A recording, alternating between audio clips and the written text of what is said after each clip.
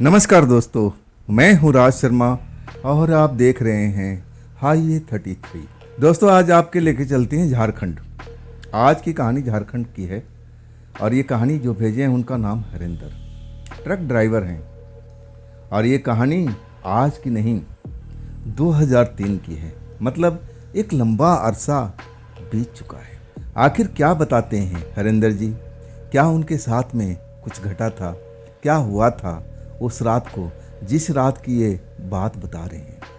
तो आइए उस जगह पर चलते हैं जहाँ पर हरिंदर जी के साथ वो घटना घटी थी, उन्हीं की पॉइंट ऑफ व्यू से।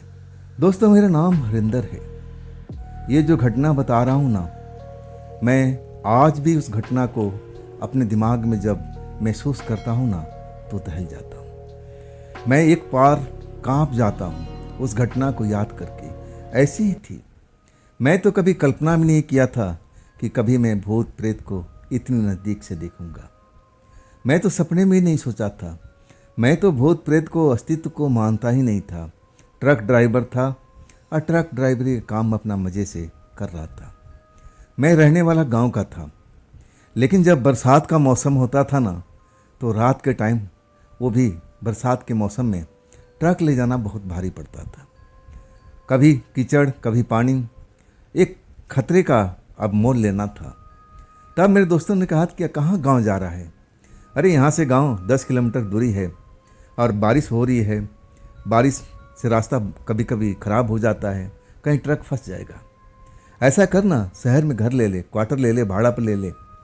बात मेरे पल्ले पड़ गई और इसके बाद मैं एक छोटा सा घर शहर में ले लेता हूँ, एक कॉलोनी में। अब बाकी मेरी ज़िंदगी बड़ा आसान हो गई थी। अब जब मर्जी, अब गांव का तो टेंशन ही ख़त्म हो गया था। मैं अपना रात को आता, अपने क्वार्टर के सामने खुला, अब पूरा एकदम एरिया था, वहाँ ट्रक मज़े में पार्किंग करता। खाना वाना तो कभी कभी होटल में खा के आता था और कभी कभी खाना पैक करा करके और फिर अपने क्वार्टर में आ जाता था।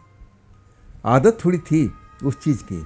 थकावट होती थी ना, तो एकाध पैग मारने के बाद नींद बहुत अच्छी आती थी। लेकिन मैं इसका हैबिचुअल नहीं था, कभी कभी लेता था जब ज़्यादा थकावट मुझे हो जाती थी। और वो चीज़ तो मैं अपने घर पर रखता ही था।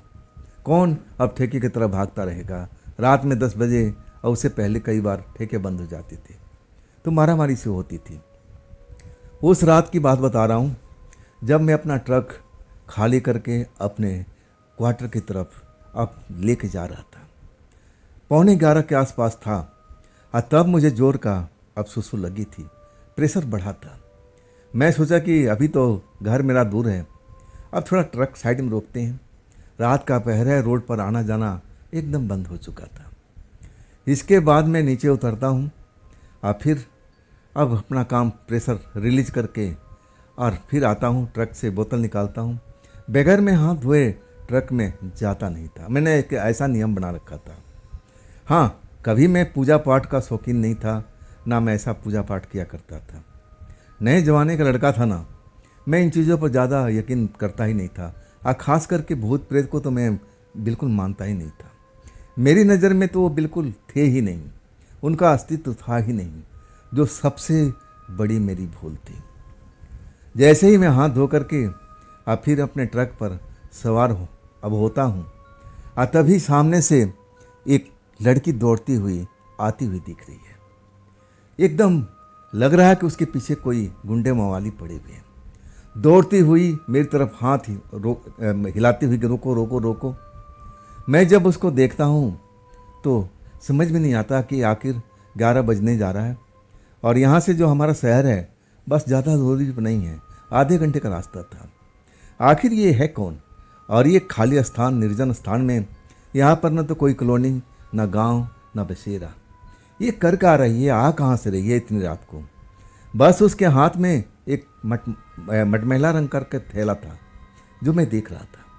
और तेजी से दौड़ती हुई, एकदम भागती हुई हमारे ट्रक के पास आकर खड़ी हो गई। हाँफ रही थी जोरों से, जैसे बहुत लंबा सफ़र दौड़ती हुई यहाँ तक आई है। जब मैं उसको देखता हूँ तब मैं अब उसको निगाह लगाता हूँ कि आखिर ये कौन है भाई, ये इस वक्त क्या कर रही है इस स्थान पर मन आशंका से दोबारा रहता है ना। आखिर या तो दुखियारी है या फिर कोई और समस्या है इसके साथ में। मैं जानने की कोशिश करता हूँ, चेहरा देखता हूँ, चेहरा सुंदर दिखाई देता है, लेकिन कपड़े का पहनावा ऐसा लग रहा है कपड़ा तो बहुत महंगा था, लेकिन अब एकदम गंदी हालत में पड़ा हुआ है। हाँ, वो देखने से भी लग रही थी कि कई दिनों से नहाई नहीं है।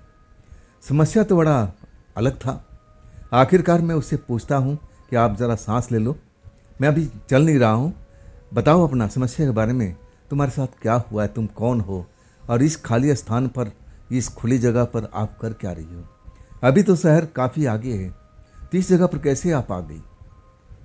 लड़की काफ़ी देर तक सांस लेती रही। मुझे लगा कि पानी देना चाहिए। फिर मैं बोतल उसको पकड़ा देता हूँ। बोतल पकड़ते हुए मेरी तरफ देखती है, जैसे मुझे देख करके अंदाज़ा लगाना चाहती है कि मैं इनकी सहायता शायद मैं कर पाऊँगा कि नहीं कर पाऊँगा, जो मैं अपने मन में समझा था। शायद उसको संतुष्टि हो जाती है कि हाँ, ये आदमी मेरा सहायता कर सकता है। और तब वो बोतल पकड़ती है और पानी कुछ घूंट पीती है। बोतल पकड़ाती है मुझे और कहती है कि मैं बहुत मुसीबत में हूँ। मैंने पूछा, हुआ क्या है, आप अकेले क्यों हैं और आपका ये कपड़ा लत्ता इतना गंदा क्यों हुआ पड़ा है, कुछ तो बताइए आप। कहने लगी कि आप मुझे अब ट्रक में बिठा लो, आप ट्रक में बिठा लो, मैं खतरे में हूँ, मेरे साथ कुछ भी हो सकता है, आप जहाँ चाहो लेके चलो, लेकिन इस जगह से जितना जल्दी हो सके मुझे दूर कर दो। आप वो सहायता मांग रही थी, मैं उसका दशा देख रहा था। वाकई देखने में तो कोई बड़े घर की लग रही थी, लेकिन हालात उसको ऐसा बना दिया था। मुझे दया आती है और फिर मैं कहता हूँ, ठीक है, आप आ जाइए जल्दी से।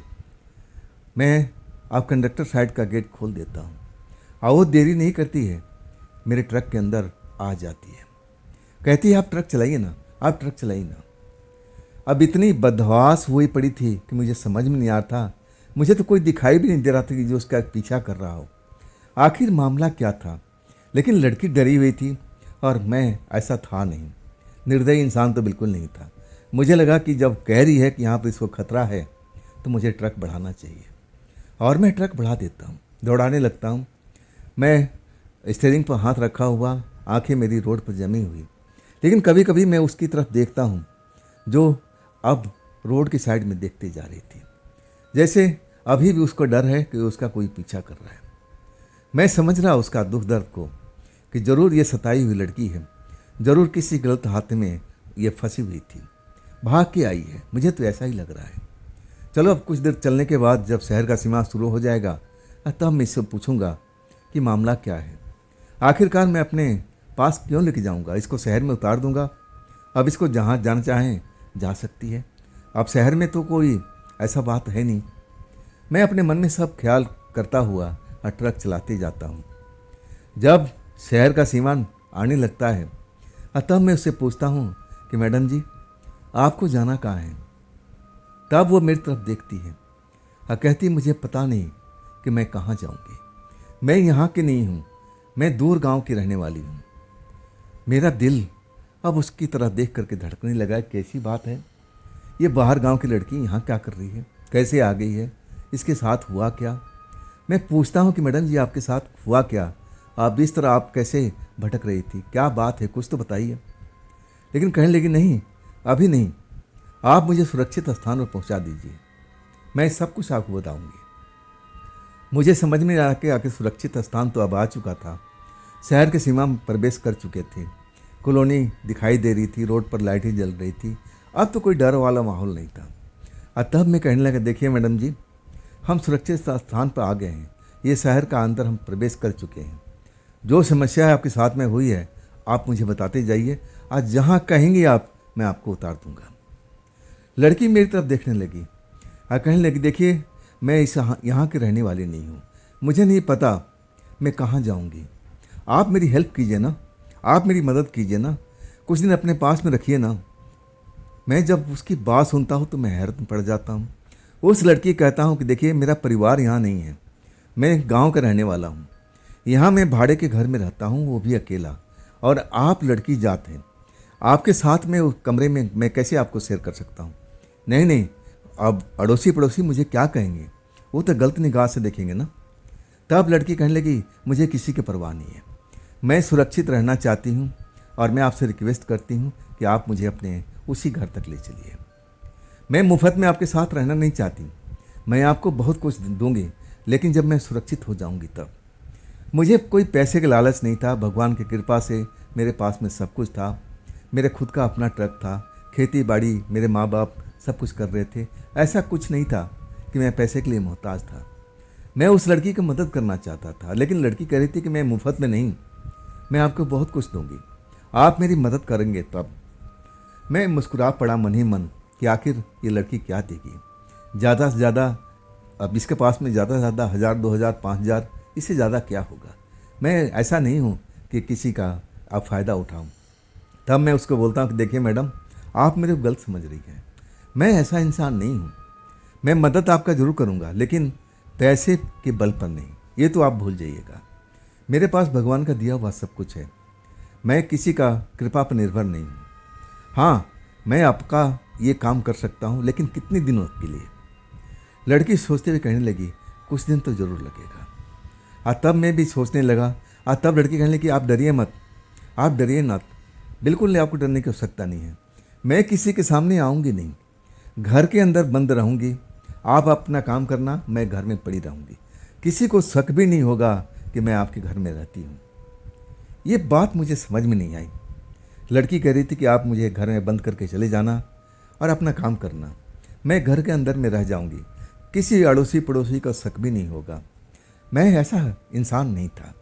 मैं कहने लगा, नहीं, ये मुझसे नहीं हो पाएगा, मैं किसी को कैद करके अपने घर में जा नहीं सकता, मुझे तो पाप लगेगा, मैं ऐसा पाप कभी करने वाला नहीं हूँ। तब लड़की कहने लगी कि ना ना, आप गलत सोच रहे हैं, आप पाप नहीं करेंगे, आप पुण्य का काम करेंगे। आप मेरा जो काम करेंगे ना, तो मैं आपको बहुत कुछ दूंगी। फिर वो उसी बात पर बार बार आ रही। तब मुझे रहा नहीं गया।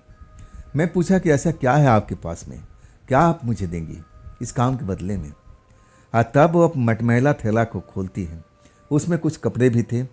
फिर एक पोटली से निकालती है, पोटली को खोलती है, कहती है कि देखो मेरे पास में इतना धन है, इसमें से मैं आधा आपको मैं दे दूंगी।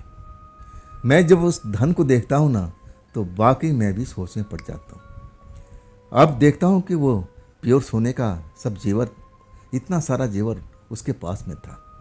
बाकी में लड़की कोई बड़े घर की थी, तभी तो इतना जेवर उसके पास में था, कीमती जेवर। मैं देखता हूँ तब भी मेरे मन में पाप नहीं आता है। कहता हूँ कि देखिए, ये आपका जेवर है, आपके माँ बाप ने आपके लिए बनाया होगा, ये आप मुझे क्यों देंगी, ये आप अपने लिए रखिए ना, जब आपकी शादी होगी तब इसकी ज़रूरत पड़ेगी।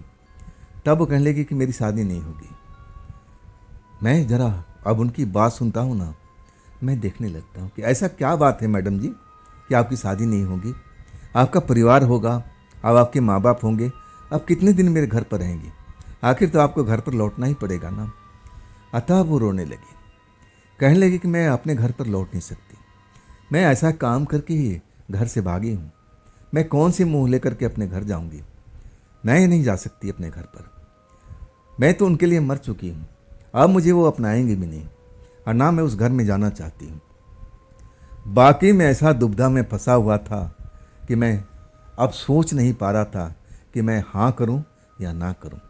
लड़की के आंखों से आंसू बह रहे थे, बार बार रिक्वेस्ट कर रही थी कि बस कुछ दिनों के लिए मुझे अपने घर पर रख लीजिए, बस कुछ दिनों के लिए, इसके बाद में कोई ना कोई मैं ठिकाना ढूंढ लूँगी और फिर मैं अपना आप देख लूँगी, आपको चिंता नहीं करना पड़ेगा। आखिरकार मुझे दया आ गई। अब मैं कहने लगा, देखिए मैं आपको रख तो लूँगा, लेकिन मैं बाहर से ताला बंद करके आपको नहीं जाऊँगा, आप अंदर से सिटकनी बंद कर लेना, जो चाहे आप कर लो, पड़ोसी उड़ोसी पूछे मुझे उसकी परवाह नहीं है, मैं किसी से डरता नहीं है, मैं डरने वाला नहीं हूँ। आप जो सच्चाई हो पड़ोसी को आप बता सकती हो कि अब मैं मजबूरी में आई हूँ, इन्होंने मुझे आश्रय दिया है।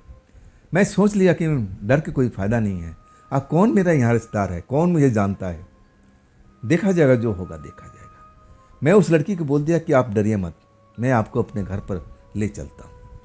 सबसे बड़ी मैंने गलती किया था, उस लड़की को अपने घर लेके गया था। मैं उस लड़की को लेके घर पर जाता हूँ। मैं खाना अपने लिए पैक करा लिया था। मैं जब घर पहुँचता हूँ तो मुझे लगता है कि लड़की भूखी प्यासी है, ना जाने कब तक भटक रही है। दया आता है। अब मैं कहता हूँ कि देखिए मैडम, मेरे पास में अपने लिए खाना है, लेकिन इस खाना को हम बांट कर खा सकते हैं, मंजूर है? तब वो कहने लगी हाँ मुझे मंजूर है। मैं उसके चेहरे पर होठ देख रहा था जो सूखे हुए थे, जिसकी निशानी ये थी कि काफ़ी दिनों से उसने भोजन नहीं किया है। अब फिर मैं कहता हूँ कि देखिए आप स्वच्छ हो जाइए, हाथ पैर धोइए, और फिर आइए, और फिर मैं खाना निकालता हूँ, और फिर हम दोनों लोग खाएंगे। लड़की मान जाती है, बाथरूम में जाती है, हाथ पैर फ्रेश होकर आती है, और तब वो चेहरा तब अच्छी तरह से धो लेती है ना, और तब मैं देखता हूँ तो देखते ही रह जाता हूँ। उम्र 25 साल के आसपास होगा, जो मेरा अनुभव कह रहा है। और देखने में इतनी सुंदर, वाकई में कोई बड़े घर की बेटी थी। अब ऐसा काम करके भागी थी, तो आखिर ये प्रेमी इसका गया कहाँ? मैं अभी पूछना नहीं चाहता था, मैं उसको ज़्यादा अब उलझन में नहीं डालना चाहता था। बेचारी वैसी दुखियारी थी और मैं उसको दुख देना नहीं चाहता था। मैं खाना अपना अब हिस्से का आधा देता हूँ। अब मैं उससे आज्ञा लेता हूँ, देखिए मैं थोड़ा ड्राइवर किस्म का इंसान हूँ ना, मैं कभी कभी ये चीज़ को सेवन करता हूँ। अगर आपको कोई तकलीफ़ है तो मैं नहीं लूँगा। जैसे ही बोतल देखती है ना, उसकी आंखें चमक जाती है, जैसे उसको अब खजाना मिल गया हो। उसकी आंखों की चमक देख करके मैं हैरान हो जाता हूँ। अरे इसको क्या हुआ? बोतल देखते ही इसके मुंह में पानी आ गया। मैं तो कुछ पूछा ही नहीं, और तभी वो बोलती है कि मैं अब थोड़ा सा आपको, अब मुझे भी दे देंगे, अटकते हुए जैसे शर्मा रही हो, घबरा रही हो। मैंने पूछा क्या? ये वाला चीज़। मैं उस लड़की को देखने लगा। मैंने तो आज तक किसी लड़की को ड्रिंक करते नहीं देखा था, गांव का रहने वाला इंसान जो था, लेकिन सुना था कि बड़े बड़े शहरों में लड़कियां ड्रिंक भी करती हैं, स्मोक भी करती हैं, तो इनके लिए कोई बड़ी बात नहीं है। मैं सोचा कि बड़े घर की बेटी है, शायद ये ड्रिंक वगैरह करती होगी, और तब मैं उसको ड्रिंक देता हूँ। 1 पैक 2 पैक, अब मैं तो 3 पैक से ज़्यादा लेता नहीं था, लेकिन वो मैं देख रहा था कि 3 पैक के बाद में उसको कोई असर नहीं हुआ था। मैं तो 3 पैक पी करके सुरूर आ चुका था। अब मैं बोतल बंद करके रखने जा रहा था, और तभी वो अपना हाथ बढ़ाती है और बोतल पकड़ लेती है। मैं उसका हाथ देखता हूँ और उस बोतल को देखता हूँ। बस बोतल का ढक्कन खोल करके और नेटी मुंह में लगा लेती है। गटागट जो भी बचा हुआ उसमें दारू था, गटक लेती है। फिर जुबान पर जीभ फेरते हुए कहती है, हाँ अब थोड़ा संतुष्टि हुई। मैं काफ़ी दिनों से सही ढंग से सो नहीं पाई हूँ, मुझे अब अच्छा नींद लगेगा। आप आपने भोजन भी खिला दिया और दवा भी दे दिया, मैं तो आज जी भर के सोऊंगी। मैं उसकी तरफ देख रहा था कि जान न पहचान और तू मेरा मेहमान, जबरदस्ती के मेहमान बनी हुई थी। अब मैं उसका लगता क्या था? मैं तो एक ड्राइवर था, ये मुझे रास्ते मिली थी, लेकिन इसने तो अपना ही घर समझ लिया था। मैं अब क्या करता? मैं तो खुद ही उस बला को अपने घर पर लेके आया था। अब इसके बाद में जो मेरा बिस्तर था, जिस पर मैं सोता था, बिना बोले हुए जा करके अब सो जाती है, जैसे मेरी उस घर में कोई कद्र ही नहीं हो। मैं उस घर का मालिक नहीं हूँ, मैं तो कोई बाहर का रहने वाला हूँ।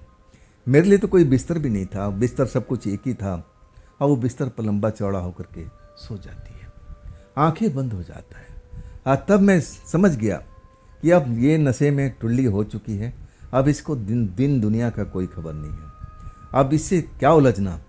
चलो बेटा अपने लिए कोई और व्यवस्था करते हैं। इसके बाद मेरे पास में कुछ तरी फरी पुरानी पड़ी थी, उसी को झाड़ झूड़ करके नीचे बिस्तर लगाता हूँ। अब मैं भी थका हुआ था, कब मैं गहरी नींद में सो गया मुझे पता ही नहीं चला। जब मेरी आँख खुलती है ना, आधी रात से ऊपर का टाइम हो चुका था। आँख खुलती है मैं बाथरूम जाने के लिए। जब मैं बाथरूम से होकर आता हूँ, तब मैं देखता हूँ अभी तक वो एकदम शांत सोई हुई है, जैसे दिन दुनिया कहाँ है उसको कोई खबर नहीं है। मैं उसको देखता हूँ, उसका मुस्कुराता हुआ चेहरा, मुझे लगता है वाकई ये कई दिन से सो नहीं पाई है, आज सुकून की नींद सो रही है। फिर मैं अपने बिस्तर पर आराम से सो जाता हूँ। अब इसके बाद मुझे होश नहीं कि मैं हूँ कहाँ पर।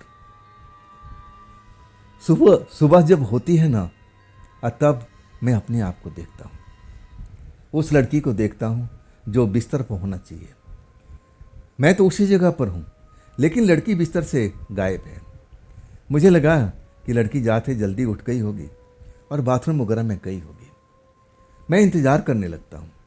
जब काफ़ी देर हो जाता है ना, तब वो लड़की दिखाई नहीं देती है। मैं थोड़ा उलझन में पड़ जाता हूँ। फिर मैं उठता हूँ और बाथरूम की तरफ जाता हूँ। देखता हूँ दरवाज़ा खुला हुआ है, अंदर कोई नहीं है। मेरा माथा अब गर्म हो जाता है कि आखिर घर का दरवाज़ा बंद है, खिड़की बंद है, ये लड़की गई तो कहाँ गई। मैं प्रेशर बना हुआ था, मैं ज़्यादा परवाह नहीं किया, चलो आके देखते हैं। मैं अंदर बढ़ जाता हूँ, दरवाज़ा बंद कर लेता हूँ। जब मैं फ्रेश व्रेश होकर के नहा धो करके बाहर निकलता हूँ, तब मैं देखता हूँ कि लड़की उसी बेड पर बैठी हुई है। मैं उससे पूछता हूँ कि मैडम, अभी कुछ देर पहले मैं उठा था तो आप इस बेड पर नहीं थी, कहाँ गई थी? घर के दरवाजे भी बंद थे, ना तो आप बाथरूम में थी। तब कहने लगी, मैं तो यहीं पर थी, मैं तो यहाँ से कहीं गई नहीं, इसी बिस्तर पर सो रही थी। मुझे लगा कि मेरी दिमाग खराब हो गया है क्या, मेरा मति भ्रम हो गया है क्या? ऐसा नहीं हो सकता है, ऐसा नहीं हो सकता है। मैं तो देखा था ये चारपाई बिल्कुल खाली पड़ी थी, तो आखिर ये उस टाइम के लिए कहाँ चली गई थी? मैं आप उससे पूछना चाहता हूँ कि देखिए, मैं देखा था ये चारपाई खाली थी। तब कहने लगी, नहीं मैं यहीं पर थी, कसम आप खिलवा लो, मैं यहाँ से कहीं नहीं गई, दरवाज़ा बंद था तो मैं कैसे निकल सकती। बाकी वो जो कह रही थी, मुझे मानने पर बेबस होना पड़ा। मुझे लगा कि मेरे अब दिमाग का भ्रम है, मैंने ऐसे ही कुछ देखा होगा। ये लड़की कहाँ जाएगी भाई, ये तो खुद अब ना जाने किस जुल्म की शिकार हुई पड़ी है। अब मैं तो पूरी कहानी अभी सुना भी नहीं था, और अभी मेरे पास में सुनने का टाइम भी नहीं था, मुझे अपने काम पर निकलना था। अब फिर मैं उसको कहता हूँ कि देखिए, कुछ हमारे पास खाने वाने का अब जुगाड़ तो नहीं है। हाँ, मैं ये काम करूँगा कि जब मैं पहला चक्कर लगा लूँगा, तब मैं उधर से लेके आऊँगा और आपके लिए भी भोजन लेके आऊँगा। अब आपको 12-1 बजे तक इंतज़ार करना पड़ेगा, इतना तो कर ही सकेंगी ना। अगर आपको भूख लगता है तो मैं आपको कुछ पैसा देता हूँ, और बाहर में कुछ दूरी पर जा कर के नाश्ता पानी की दुकान है, आप वहाँ से कुछ खा पी सकती हैं। लड़की कहने लगी, ठीक है ठीक है, मुझे कहीं नहीं जाना है, मैं इसी घर में रहूँगी, जब आप लौटोगे ना तो आप मेरे लिए ले आना, मैं तब तक देख लूँगी, मुझे भूख नहीं लगी है। इसके बाद मैं निकल जाता हूँ अपने काम पर, पहला चक्कर लगाता हूँ, और फिर उधर ढाबे से अपने लिए भी और उस लड़की के लिए खाना पैक करा करके उस जगह पर आ जाता हूँ, अपने कमरे में। वो लड़की आराम से उसी बिस्तर पर सो रही थी। मैं दरवाज़ा खटखटाता हूँ ना, तब जाके दरवाज़ा खोलती है, अंदर से बंद कर रखी थी।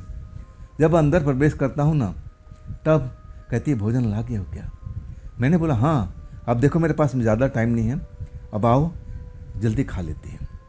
दोनों मिलकर उस भोजन को हम ख़त्म करते हैं। और वही वक्त था कि मैं उससे पूछता हूँ कि मैडम जी, अपने बारे में तो आप बता दिया, लेकिन आप जिस प्रेमी के साथ भागी थी वो कहाँ पर है, क्या हुआ उसके साथ में? जैसे मैं बोलने लगा, वो लड़की रोने लगी और कहने लगी, उसके नाम तो लीजिए मत, वो तो मुझे धोखा दिया है, वो मुझसे तो कम प्यार करता था, मेरे दौलत से ज़्यादा प्यार करता था। उसकी नज़र ये जो आपने देखा था ना जेवर, उसके ऊपर में थी, ये जेवर को हड़पना चाहता था। अब मैं उसको अब भांप गई थी कि मेरे साथ में धोखाबाजी करने वाला है, और तब मैं इस जेवर को एक ऐसी जगह पर ज़मीन में दफना दिया था। मुझे पता लग गया था कि मेरे साथ में ये धोखा करने वाला है। आखिरकार उस जेवर को ढूंढने लगा, कहने लगा, लाओ मुझे जेवर दे दो, तुम्हारे पास सुरक्षित नहीं है। और तब मैं कहा कि मैं उसको सुरक्षित रख दिया हूँ, तुम टेंशन मत करो, जब हम शादी कर लेंगे, हम अपना गृहस्थी बसा लेंगे, और तब मैं उसको लेके आऊँगी। उस पर वो भड़क गया, मेरे साथ अब मारपीट करने लगा। अब मैं उसकी तेवर समझ गई थी कि मेरे साथ में कुछ भी कर सकता है। और तब मैं जान बचा कर वहाँ से भागती हूँ। भागते भागते मैं कहाँ से कहाँ आ गई, मुझे कुछ भी नहीं पता। लेकिन मैं इस जेवर को छोड़ी नहीं, जहाँ मैं इसको दफन किया था, अब मैं उसको निकाल करके अपने साथ लाई। कहानी बड़ा सिंपल थी। ऐसी कहानी मैं बहुत बार सुन चुका हूँ कि लोग बाग लड़की से कम प्यार करते हैं, उसकी दौलत से ज़्यादा प्यार करते हैं। ये कोई नई बात नहीं है। ये कहानियाँ मैंने बहुत लोगों से सुनी हुई है। मुझे लगा कि आज के इंसान अब प्यार का भूखा नहीं, दौलत का भूखा ज़्यादा है। और मैं उसको समझाता हूँ कि अब आप क्या करेंगे, कहाँ जाएंगे, क्या करेंगे, आप घर लौटेंगी? तब कहने लगी नहीं, मैं उस घर में तो कभी नहीं जा सकूँगी। मैं कोई अब दूसरा आसरा देखूँगी, अपने लिए किसी घर का तलाश करूँगी और मैं अपने पैरों पर खड़ा होना चाहती हूँ। जब मैं उससे देखता हूँ, उसमें साहस देखता हूँ, और तब मुझे लगा कि हाँ, लड़की पढ़ी लिखी है और जो कह रही है ये कर भी सकती है। मेरे मन में तब तक ऐसा कोई विचार नहीं आया था, लेकिन मैं उसका मुस्कुराता हुआ चेहरा देख रहा था। बार बार मुझे देखती थी और मुस्कुराने लगती थी। वो मुझे इशारा कर रही थी और मैं उस इशारे को बिल्कुल समझ नहीं पा रहा था। आखिरकार मुझे जल्दी थी, अगला चक्कर मुझे लेके जाना था। अब मैं कहने लगा कि मैं अब आपको रात को मिलूँगा, 10-11 बजे के बाद ही मैं आता हूँ घर पर। तब तक अपने आप को इस घर में रखिए, बाहर जाना है आप जा सकती, आप स्वतंत्र हैं। और ऐसा मेरे घर में कुछ महंगी चीज़ नहीं है, आप खुला भी रख सकती हैं, कोई परवाह नहीं है। मेरी बात पर उसने हाँ हाँ भरा और फिर मैं अपने रास्ते तक लेकर निकल गया। सारा दिन मेहनत करने के बाद अब मैं फिर खाना पीना लेकर के रात को 11 बजे साथ में बोतल अब फिर अपना डेरे पर आता हूँ। दरवाज़ा बंद है, कमरा अंधेरे में भरा हुआ है। आसपास के जो कमरा था, जो लोग रहते थे, उनके यहाँ पर भी अंधेरा हुआ पड़ा था। ऐसा लग रहा था कि सब मज़े में सो रहे हैं, एक मैं ही इंसान हूँ जो इस टाइम काम करके लौट रहा हूँ। आखिर के मैं दरवाजे पर जा कर के हल्का सा दस्तक देता हूँ ताकि पड़ोसियों को ऐसा न लगे कि इस घर में कोई है, लड़की रहती है। और मैं जब दस्तक दे के खड़ा होता हूँ और सेकंडों में दरवाज़ा खुल जाता है। अब इसके बाद में मैं अंदर अंधेरे में लड़की बैठी होती है। अब मैं कहता हूँ कि लाइट क्यों नहीं जलाई? तब कहती कि बस ऐसे ही अंधेरे में मुझे रहना अच्छा लगता है। मैं लाइट जलाता हूँ और फिर बोतल देख कर लड़की की आंखें चमक जाती है। खाने पर उसकी दृष्टि नहीं, बोतल पर दृष्टि जरूर पड़ी थी। अब वैसे बोतल देखती है, आंखें चमकने लगती है। कहती है कि लाओ लाओ, इसका मुझे तो इंतज़ार था, आप बड़े प्यारे लोग हैं, आप ये मेरे लिए है ना? मैं कहने लगा नहीं नहीं, ये आपके लिए नहीं, ये मेरे लिए है। आप कल ज़्यादा ही पी लिया था, मैं आज आपको देने वाला नहीं हूँ।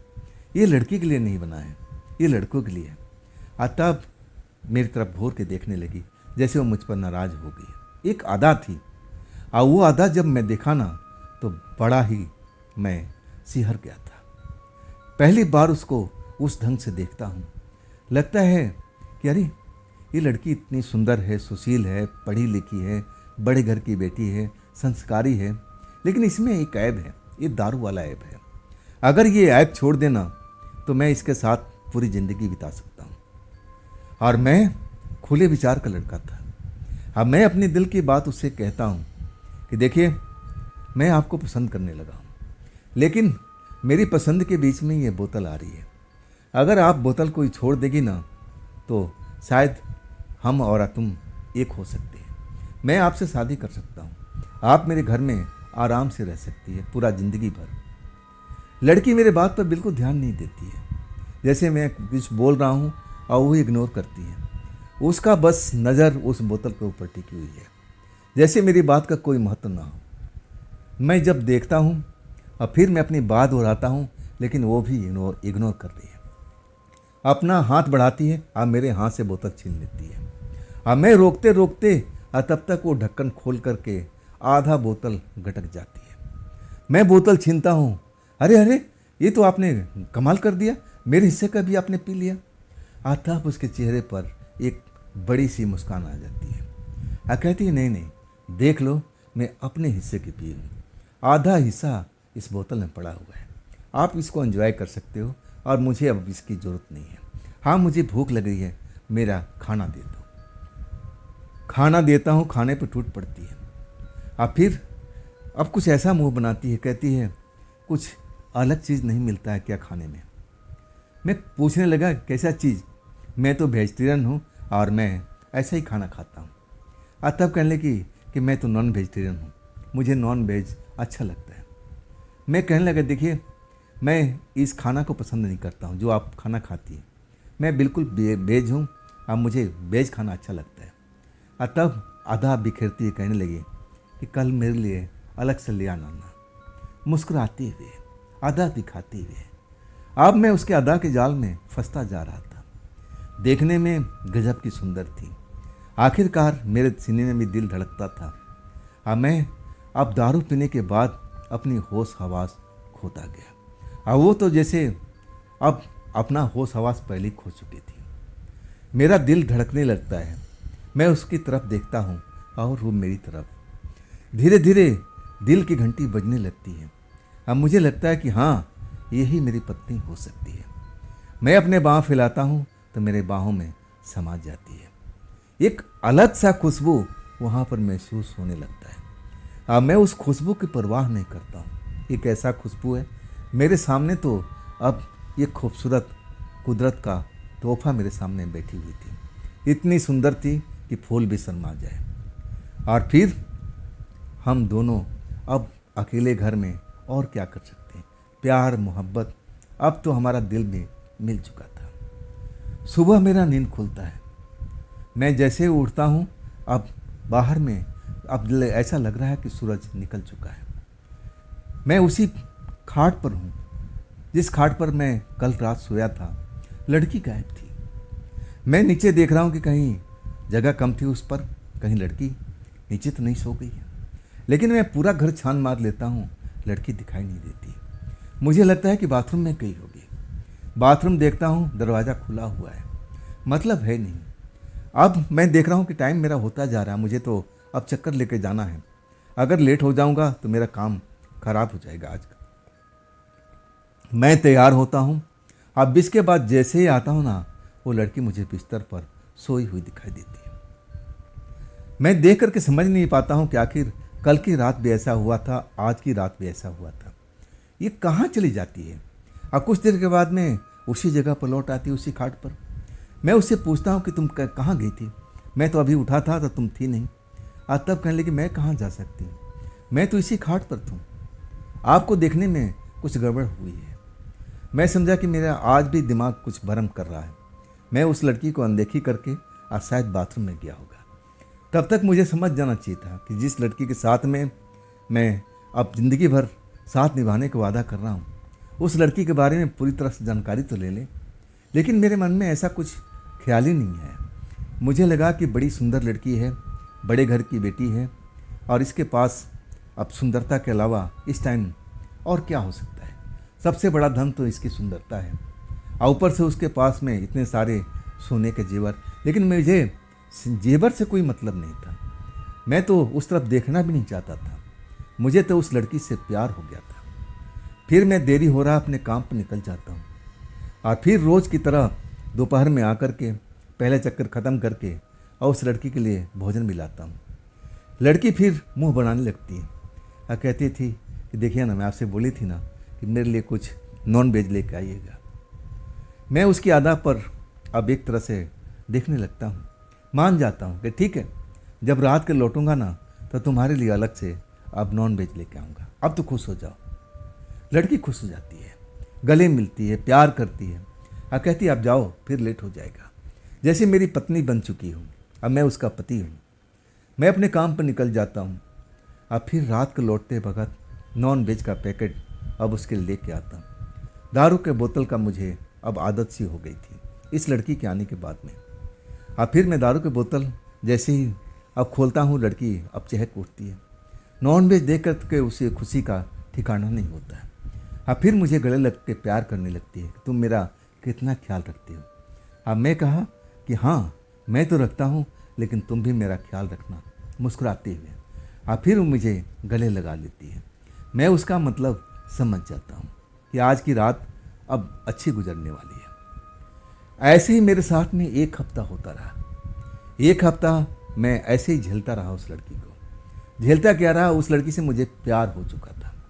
लेकिन सुबह सुबह के टाइम में लड़की कुछ देर के लिए मेरी आंखों के सामने से गायब हो जाती थी। अब मुझे लगता था कि मेरी आंखों का भरम है। मैं उस लड़की के प्यार के चक्कर में इस तरह अंधा हो चुका था कि मैं भूल ही चुका था कि लड़की मेरे घर से कभी गायब होती है। मुझे लगा कि दिमाग का भ्रम है और कुछ नहीं है। एक हफ्ता बीतने के बाद में मेरे घर पर जो गांव का घर है ना, वहाँ से मेरे पिता आते हैं। उनके पास भी उस घर का चाबी होता है। अब मैं तो अब एक तरह से उनको कुछ बताया नहीं, मुझे लगा कि इतनी जल्दी आएंगे नहीं। लेकिन जब काफ़ी दिन हो गया मैं घर नहीं गया ना, तो उनको चिंता हो गई थी। वो देखना चाहते थे कि मैं सही हूँ कि नहीं हूँ। और उस टाइम में अब मिलने का तो यही जरिया था ना, ऐसा कोई साधन था कि गांव में संपर्क किया जाए। अब फिर वो हमारे घर पर पहुंच जाते हैं। एक चाबी उनके पास में होती है। दरवाज़ा खोलते हैं, दरवाज़ा खोल के अंदर चले जाते हैं। उनको वो लड़की नज़र नहीं आती है। आराम से खाट पर बिताते हैं। उनको टाइम मालूम है कि मैं कितने बजे लौटता हूँ। अब दोपहर का समय निकल चुका था। मैं उस लड़की को भोजन करा करके खुद भोजन करके निकल चुका था। अब रात की टाइम थी। वो मेरा इंतज़ार कर रहे थे। रात के 11 बजे मैं लौटता हूँ। घर का दरवाज़ा अंदर से बंद है। पड़ोसी वड़ोसी सब सोए हुए हैं नींद में। लाइटें सब बंद है। मेरे घर का लाइट जल रही है। जब लाइट जल रहा था ना, तो ये पहली बार ऐसा हुआ था कि जब मैं आया और मेरे घर की लाइट जलती हुई मिली थी। मुझे लगा कि लड़की अंधेरे में रहने की आदी है, इसको अंधेरा ज़्यादा पसंद है। आज लाइट कैसे जल रही है? मैं सोच नहीं पाया कि मेरे पिताजी अंदर इंतज़ार कर रहे हैं। मैं कुंडी खटखटाता हूँ और तब पिताजी की आवाज़ आती, अरे ठहरो बेटा, मैं आ रहा हूँ। सही कहूँ ना कि मैं सन्न रह गया था। मुझे लगा कि आज मेरी चोरी पकड़ी गई। मेरे तो हाथ पैर कांपने लगे। जैसे लगा कि अब मेरा क्या होगा। अब तो पिताजी सब कुछ जान गए होंगे। अब तो मैं गया, काम से गया, अब मेरा कुछ नहीं हो पाएगा। दरवाज़ा खुलता है और मेरे पिता का चेहरा नज़र आता है। कहते हैं, बेटा मैं तो दोपहर के बाद से आ गया था, आज तो बहुत देर लगा दिया, चलो आओ। मेरे हाथ में दारू की बोतल और एक हाथ में नॉन वेज, एक अब उसमें हुई, अब वेज भी खाना था। अब मेरे हाथ कांप रहे थे। बोतल देखते हैं मेरे पिता, अब ऐसी निगाह से देखते हैं, तू कब से शुरू हो गया? मैं तुझे मना किया था ना बेटा, ये अच्छी बात नहीं है। अंदर आजा, अंदर आजा, अंदर बात करते हैं। अंदर आता हूँ कांपते, अब टांगों के सहारे। ऐसा लग रहा है कि मैं लड़खड़ा के गिर पड़ूंगा। मेरी निगाहें अब घर के अंदर ढूंढ रही है कि आखिर वो लड़की कहाँ है, लड़की कहाँ है। लेकिन लड़की नज़र नहीं आ रही है। मुझे लगा कि मेरे बापू कहीं उस लड़की को देख लिए होंगे, कहीं भगा तो नहीं दिए। मुझे तो ऐसा ही शक हुआ था। हाँ, मैं उस लड़की से अब दिल से प्यार करने लगा था। जब मैं अपने कमरे में नहीं देखता हूँ ना, दिमाग सन्न हो जाता है कि क्या हुआ होगा जब बापू कमरे में आए होंगे, ताला खोले होंगे, उस लड़की के देखे होंगे, तब क्या समझे होंगे। आखिर वो लड़की को भगा दिए ना। बापू कह रहे हैं, अरे बैठ जा, जा हाथ पैर धो, और तेरे को भूख लगी हुई ना, आज तो मैं तेरा दारू हाथ लगाने दूंगा। वाकई में दारू से नफरत करते थे। और मैं हाथ पैर धो के आता हूँ, हाथ पैर अभी भी काँप रहे हैं। और तब कहता है कि ऐसा तेरे साथ में हुआ क्या है, तू इतना आज काँप क्यों रहा है, तेरे को बुखार चढ़ा हुआ है, बात क्या है? मैं कुछ जवाब नहीं दे पाता हूँ। मेरे पास में कोई जवाब ही नहीं था उस वक़्त में। तब कहते हैं, भोजन निकाल, पहले भोजन कर। अल्लाह, मुझे भी भूख लगी है। 2 पैकेट इसीलिए लाया ना, क्या तुझे मालूम था कि मैं आज आने वाला हूँ? मैं बापू की तरफ देख रहा हूँ, बापू मेरी तरफ देख रहे हैं। और मैं भोजन खोलता नहीं हूँ पैकेट, क्योंकि मेरे बापू भी मेरी तरफ वेज थे। नॉन वेज को वो तो पसंद ही नहीं करते थे। और जब मेरे हाथों से पैकेट छीन लेते हैं और संजोग से वही पैकेट खोलते हैं जिसमें नॉन वेज है, जैसे ही खोलते हैं नॉन वेज का देखते हैं और मुझ पर तो आग बबूला हो जाते हैं। तो नॉन वेज भी खाने लगा आजकल, दारू भी पीने लगा, अब तो लड़की भी रखता होगा घर में। जब लड़की का नाम सुना ना, तो मेरे होश उड़ चुके थे कि आखिर वो लड़की गई कहाँ, लड़की है कहाँ? जब बापू आए थे क्या लड़की नहीं थी, कहीं चली गई? मेरे मन में क्या कहूँ, उस टाइम क्या चल रहा था। मैं बहुत खौफ में था। बापू ना जाने क्या क्या बोल रहे थे, मुझे तो कुछ पता भी नहीं। आखिरकार वो इतना मुझे पता चला कि नॉन वेज का पैकेट को अब वो दरवाज़ा खोल करके और बाहर कुत्तों को डाल दिए थे। कुत्ता अपना मौज ले रहे थे। दारू के बोतल अब वो फेंक चुके थे। वो टूट करके बिखर चुकी थी। भेज खाना था और वो खोल चुके थे। कह रहे थे क्या ये भोजन कर, खाली पेट सोना ठीक नहीं होता है। लेकिन ये तू कब से शुरू हो गया है? तू तो नॉन वेज खाता नहीं था, दारू तो पीता नहीं था। बात क्या हुई तेरे साथ में? क्या चल रहा है इस जगह पर? मुझे आप डांट रहे थे, डपट रहे थे, लेकिन मेरा जो दिमाग था उस लड़की के अब अंदर उलझा हुआ था कि आखिर उस लड़की के साथ में हुआ क्या। कहीं बापू ने देख करके नाराज़ हो गए, उसको भगाते नहीं दिए। मैं पूछूं तो कैसे पूछूं? बापू कह रहे कि भोजन करेगा कि पिटाई खाएगा। अब मैं क्या करता, भोजन करता हूँ अनमने भाव से। बापू थोड़ा बहुत भोजन करते हैं और इसके बाद कहते हैं मुझे नींद लग रहा है, अब मुझे सोने दे और सुबह मुझे गांव भी जाना है। लेकिन सुन, अगर तू दारू को हाथ लगाएगा, नॉन वेज खाएगा, तो समझ ले कि तेरे साथ में क्या करने वाला हूँ। तू मेरी कसम खा कि आज के बाद में ऐसी हरकत नहीं करेगा। मैं बापू से कहने लगा कि ठीक है बापू, मैं ऐसा कोई काम नहीं करूँगा। अभी भी मेरी हिम्मत नहीं थी कि मैं लड़की के बारे में पूछूं। सुबह होती है, मैं रात भर सो नहीं पाता हूँ। जब सोता हूँ मुझे लगता है कि उस लड़की को क्या हुआ होगा। मैं सहमा सा रहता हूँ। डर अंदर लगता है कि आखिर लड़की गई तो कहाँ गई, कहीं बापू ने भगा तो नहीं दिया। लेकिन बापू भगाते तो ज़रूर बोलते कि तूने लड़की रखा हुआ था यहाँ पर। ऐसा ही मेरे साथ में चल रहा था सारी रात। आखिरकार सुबह होता है और फिर बापू गांव के लिए निकल जाते हैं और कहते हैं कि देख, मैं बिना बताए आऊँगा और ध्यान रहे, मैं तुझे जो बताया ना दारू के हाथ लगाएगा और ना नॉन वेज की तरफ देखेगा। अतः मैं बापू से कहता हूँ कि हाँ बापू, मैं ऐसा कोई काम नहीं करूँगा। बापू निकल गए। मैं कमरे में अब चैन की सांस ले रहा था, लेकिन मैं उस लड़की के लिए चिंता था कि आखिर वो लड़की कहाँ गई। मेरा भी अब ड्यूटी का टाइम हो चुका था और मैं अब अपना तैयारी कर रहा था। और कुछ ही देर में अपना घर बंद करता हूँ, ताला बंद करता हूँ। लड़की तो थी नहीं तो मैं दरवाज़ा क्यों खुला रखूँ। बंद करके अब फिर मैं एक नज़र आसपास में डालता हूँ। अब मुझे लड़की कहीं नहीं दिखाई देती है। तब मैं अपने ट्रक की तरफ चल देता हूँ। दिल बड़ा उदास रहता है। इतनी रातें उसके साथ कितनी बढ़िया से बीता। मैं तो उसको अपना पत्नी बनाना चाहता था, लेकिन वो गई तो कहाँ गई। रात आती है, मैं तो दोपहर में किसके लिए लौटूँ, लड़की थी नहीं। रात आती है, अब मैं नॉन वेज तो नहीं लाता हूँ, लेकिन दारू को मैं छोड़ नहीं सकता। दारू लेकर के, खाना अपना लेकर के घर में लौटता हूँ। ताला बंद है, अंधेरे में कमरा डूबा हुआ है। और जब मैं दरवाज़ा खोलता हूँ मुझे लगता है कि हाँ, अब पहले वाला अब सब कुछ आ गया है। जैसे मैं अकेले रहता था, अब मुझे इस घर में अकेले ही रहना पड़ेगा। एक दिल में टीस सी उठती है कि एक रात पहले मैं उस लड़की के साथ में खाना पीना कर रहा था, कितना अच्छा लग रहा था। हम एक साथ सोते थे, एक साथ उठते थे। लड़की मुझे कितना प्यार करती थी, मैं उसको कितना प्यार करता था। दिल में एक जलन सी हो रही थी। दिल में ऐसा लग रहा था कि कुछ चल रहा है, मैं समझ नहीं पा रहा हूँ। वो प्यार था उस लड़की के प्रति। मैं उस लड़की को खोना नहीं चाहता था। मैं इसी चिंता में डूबा हुआ दरवाज़ा खोल करके अंदर जाता हूँ अंधेरे में। और जब स्विच बोर्ड पर हाथ लगाता हूँ ना, तो मैं देख करके उछल जाता हूँ। लड़की उसी चारपाई बैठी हुई मिलती है जैसे मैं देखता था, अपने पैर को हिलाती हुई। अब मैं उसके देखता हूँ कि तुम यहाँ पर। लड़की झम से उठती है और मेरे को सीने से लगा लेती है, रोने लगती है। मैं उसका रोना देख करके पिघल जाता हूँ। मैं सब कुछ भूल जाता हूँ कि ये लड़की मेरे कमरे में कैसे आ गई। कल तक तो ये थी नहीं, आज कैसे आ गई। मैं उस चीज़ को भूल जाता हूँ। आज जो मैं खाना पीना लेके आया था उसको खिलाता हूँ, पिलाता हूँ। आज जब नशा चढ़ जाता है मुझे और उस लड़की को, और तब मुझे अब वो चीज़ याद आता है। तब मैं पूछता हूँ कि सुनो, जब मेरे कल बापू आए थे तो तुम कहाँ थी? लड़की कहने लगी मैं कहीं चली गई थी घूमने के लिए, घर में मुझे अच्छा नहीं लग रहा था। जब बापू रात में थे तो तुम कहाँ थी? मैं सवाल पर सवाल कर रहा था।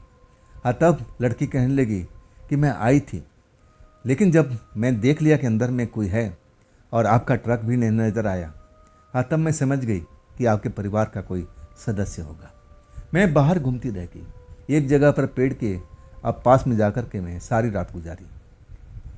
मैं उसके बात पर विश्वास कर गया। आखिरकार मैं उसको पत्नी बनाने वाला था। आज सारी रात हम प्रेम की बात ही करते रहे। आज सुबह उठते ही मैं फिर उसको बोलता हूँ कि मैं दोपहर में लौटूंगा तुम्हारे लिए भोजन लेके, तुम मेरा इंतज़ार करना। अब तो बापू चले गए, अब तो कोई टेंशन की बात नहीं है। ऐसे ही 2 रात और निकल जाती है। बड़े आराम से ज़िंदगी में ही चल रही थी और वो रात तो मैं कभी भूल ही नहीं सकता हूँ। जब मैं रात को, आधी रात को हम पति पत्नी की तरह खाट पर सो रहे थे और तभी मेरा रूम का दरवाज़ा किसी ने नॉक किया। हम दोनों हड़बड़ा गए थे। अब मैं तो ज़्यादा हड़बड़ा गया था कि कहीं मेरे बापू तो नहीं लौट आया, क्योंकि वो बोला था कि मैं बिना बताए हुए, बिना सूचित किए हुए मैं आऊँगा। कब आऊँगा कुछ नहीं बताऊँगा। वाकई में मैं खौफ में भर गया था कि आज तो मेरी पिटाई से कोई बचा नहीं पाएगा। बापू गुस्से में होगा और मेरी तो तुड़ाई आज अच्छी तरह से करेगा। अब मैं क्या करूं, अब मैं क्या करूं। लड़की कहता हूं कि तू जा बाथरूम में, जल्दी जा, बापू आ गया है। बापू के अलावा कोई हो ही नहीं सकता है। लेकिन लड़की जो थी ना, बिस्तर से हिल नहीं रही थी, बिल्कुल डरी हुई हालात में। जिस हालात में मैंने उसको भागते हुए अपने ट्रक के आगे देखा था, वैसे ही शकल सूरत बन चुकी थी। डरी हुई हाथ में बड़ी बड़ी आंखें। अब ऐसा लग रहा था कि अब रो देगी, अब रो देगी। मैं उससे पूछता हूँ, कह रही तुम्हें डरने की जरूरत नहीं है, तुम बाथरूम में छिप जाओ और जैसे मैं इशारा करूँगा तुम कमरे से बाहर निकल जाना। मेरा बापू दरवाजे पर खड़ा है। और तब मेरी हाथ पकड़ के खींचती है, आपका बापू नहीं, मेरा प्रेमी है, मुझे लेने के लिए आ गया है। मैं उसके साथ जाना नहीं चाहती, मैं उसके साथ जाना नहीं चाहती, मुझे रोक लो, मुझे उसके साथ जाने मत देना। मैं अब उसकी तरफ देख रहा था कि तुम्हारा प्रेमी को कैसे मालूम पड़ गया कि तुम यहाँ पर हो। मैं पूछने लगा कि क्या बोल रही हो, तुम्हारा प्रेमी को कैसे मालूम कि मैं, तुम और हम यहाँ रहते हैं। और तब वो कहने कि वो सब जानता है, वो मुझे सूंघ सूंघ करके यहाँ तक पहुँच गया है, मुझे उससे बचा लो। मैं उसकी कैद में जाना नहीं चाहती, मैं उसके कैद में जाना नहीं चाहती। वाकई में वो पल मेरे लिए बड़ा ही कीमती था। मैं भी समझ गया कि जो होगा मैं देख लूँगा, मैं उसके प्रेमी को भगा दूँगा। और तब वो कहने लगी, ना ना ना ना ना, आप भूल से दरवाज़ा मत खोलना, वो बहुत ही शक्तिशाली है, आपको तो रौंद देगा, आपको पता भी नहीं लगेगा, आप मुझे पकड़ के ले जाएगा। मैं उसके साथ जाना नहीं चाहती हूँ। वो रोने लगी, आप मुझे बचा लो, उससे बचा लो, आप दरवाज़ा मत खोलना। मैं भी पहलवान सरी का इंसान था, ताकत थी मेरे अंदर में, मेरे अपनी ताकत पर गुरूर था। अब मैं सोचने लगा कि कैसा होगा उसका प्रेमी, मेरे से ज़्यादा शक्तिशाली होगा, आज तो देख ही लूँगा। उसको मना करने के बावजूद भी, जबकि वो मना कर रही थी कि दरवाज़ा मत खोलो, दरवाज़ा मत खोलो, मैं कहा कि नहीं, मैं देख लेता हूँ, अगर तुम्हारा प्रेमी होगा ना तो मैं उसकी ऐसी तैसी कर दूँगा। जो इतनी सुंदर लड़की को अब ऐसा वो सजा दिया, तुम्हें छोड़ दिया है पैसे के लालच में, धन के लालच में, और तुम्हारे साथ में ना जाने क्या करने जा रहा था, मैं उसको छोड़ूंगा नहीं। मेरे अंदर भी गुस्सा भरा हुआ था। मैं दरवाज़ा खोल देता हूँ। जब मैं दरवाज़ा खोलता हूँ ना, तो बाहर कोई था ही नहीं, साए साए हवा कर रही थी। अब बाहर में कुत्ते भौंक रहे थे, कुछ रो भी रहे थे। मैं आजू बाजू देखने लगा, मुझे गली में कुत्तों के अलावा कोई दिखाई नहीं दिया। तब मैं पीछे मुड़ता हूँ, आज जो देखता हूँ ना तो दहल जाता हूँ। मैं देखता हूँ कि एक काला सा इंसान, जिसके बड़े बड़े बाल और काला रंग का ही कपड़ा पहन रखा है। मैं उसका शकल देखता हूँ ना, शकल इतना डरावना होता है, उसकी आंखें चमकती हुई आंखें, बड़ी बड़ी आंखें। ऐसी आंखें तो मैंने जानवरों को देखा है, ऐसी जानवर ऐसी आंखें थी। मेरी प्रेमिका को अब गोद में उठा रखा है। मेरी प्रेमिका जैसे बेहोशी की हालत में अब वो जा चुकी है, जैसे वो बेहोश हो चुकी है।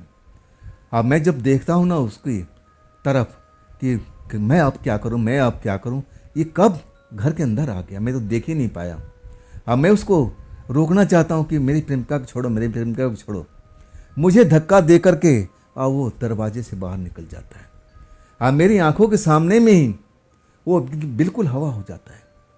नज़र ही नहीं आता है ना तो मेरी प्रेमिका और ना वो काला इंसान। सही कहूँ ना कि मैं बेहोशी की हालत में खुद हो जाता हूँ, चकरा करके और गिर जाता हूँ। बेहोश हो जाता हूँ और फिर मुझे कुछ नहीं मालूम। सुबह मुझे होश आता है जब मेरी पड़ोसी अड़ोसी मुझे आकर के जगाते हैं। अरे हरिंदर भाई, बाहर ही सो गए क्या? ज़्यादा चढ़ा लिए थे क्या आज? तब मेरी नींद खुलती है, मैं बेहोशी से होश में आता हूँ। तब मैं जल्दी से घर के अंदर भागता हूँ। ये सब दरवाजे के पास ही हुआ था। घर के अंदर जाता हूँ तो लड़की थी नहीं। सब कुछ मेरी आंखों के सामने हुआ था। आखिरकार वो लड़की कौन थी? इतने दिन तक मेरे साथ में रही मेरी प्रेमिका बन करके, मैं उसको अपनी पत्नी बनाना चाहता था। अब वाकई में मेरे सामने वो काला शख्स और उसको उठा के ले गया। मैं उसको रोक नहीं पाया, इतनी शक्तिशाली था। और मेरे घर में कैसे घुस गया और कुत्ते क्यों रो रहे थे, अब मैं समझ नहीं पा रहा था। मेरा तो दिल टूट चुका था। आज जो कुछ मैं देखा था ना, मुझे अभी भी समझ में नहीं आ रहा था कि ये सब मेरे साथ में कोई स्वप्न था या रियलिटी थी। आखिरकार मैं उस चीज़ को समझता हूँ, अपने यार दोस्त से पूछता हूँ और तब कहते हैं कि अच्छा हुआ तुम उस लड़की से बच गए। वो लड़की कोई आम लड़की नहीं थी, वो एक प्रेतात्मा थी। और वो जो काला इंसान था ना, उसका प्रेमी था। वो शायद अपने घर से भागे हुए थे और शायद हो सकता है दोनों मर चुके हों। आत्मा बनी हुई लड़की अब अपने प्रेमी से भाग रही हो, ऐसा हो सकता है। लेकिन सबसे बड़ी कमाल की बात थी, उसका जो थैला था ना, मेरे घर के अंदर में पड़ा था। काफ़ी दिनों तक मैं तो उसको देखा तक नहीं था। आखिरकार मैं घर के साफ सफाई करने लगा और तब वो थैला मेरे हाथ में लगता है। उसमें ऐसे ही कुछ पुराने कपड़े और जैसा वो थैला था ना, जिसमें बहुत सारे जेवर थे, वो मेरे हाथ लगता है। जब हाथ लगता है तो मेरे आंखों से आंसू निकलने लगता है। ये तो लड़की का जेवर था। उसकी कही हुई बातें सब मुझे याद आने लगती है। आखिर वो लड़की के साथ में अब वो कर क्या रहा होगा, मैं क्या जानूं। मैं उस वक्त को अब मैं कैसा महसूस कर रहा था अपने आप को, मेरा दिल ही जानता है। आखिरकार मैं सोचने लगा कि जब जेवर छोड़ के गई है ना, कभी न कभी तो ज़रूर लौटेगी, चाहे वो आत्मा हो चाहे प्रेत आत्मा हो। मैं उससे दिल लगा लिया हूँ तो एक बार उससे मिलना ज़रूर चाहूँगा। मैं उससे पूछूंगा कि ये सब कैसे हुआ था। लेकिन अब इस बात को बहुत लंबा टाइम गुजर चुका है। मैं आज भी उस लड़की का इंतज़ार करता हूँ कि कभी न कभी वो जेवर लेने तो आएगी। लेकिन अब एक लंबा अरसा बीत चुका है और वो लड़की हमारे पास कभी नहीं आई। अब तो मेरा शादीशुदा और मैं हो चुका हूँ और मेरा बाल बच्चा भी हो चुका है। लेकिन उस लड़की को मैं आज तक भूल नहीं पाया। आखिर वो कौन थी और ऐसे क्यों भटक रही थी, और उसका जो प्रेमी था, उन दोनों की एक्चुअल में कहानी क्या थी, ये एक पहेली थी और पहेली की तरह ही रह गई। तो दोस्तों, ये थी आज की कहानी हरिंदर जी की। ये कहानी आपको कैसी लगी? अगर इस तरह का कोई घटना आपके आसपास घटा हो, कोई आपके दोस्तों के साथ में कोई, तो आप ज़रूर हमें शेयर कीजिएगा मेरे व्हाट्सएप नंबर पर या मेरे मेल आईडी पर। और दोस्तों, ये भी चैनल आप ही का है, इसको भी अपना प्यार दीजिए, लाइक कीजिए, सब्सक्राइब कीजिए अगर आपने ना किया हो तो, और अपने दोस्तों को शेयर तो ज़रूर कीजिएगा। और फिर हम कल मिलते हैं इसी चैनल पर, इसी टाइम पर। आप लोग अपना ख्याल रखिएगा। नमस्कार।